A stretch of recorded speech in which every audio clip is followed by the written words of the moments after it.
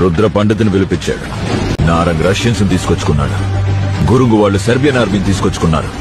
ఆఖరికి కాపర్లు కూడా ఒక్కొక్కరు 50 మందిని పోగు చేసుకున్నారు.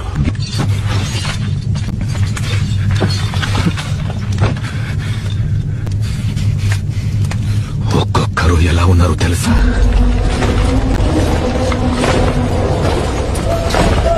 నువ్వు చెప్పు, ఎంతమందిని తెచ్చుకుంటున్నాం? చెప్పు, మనము ఏ ఆర్మీ తీసుకొస్తున్నాము?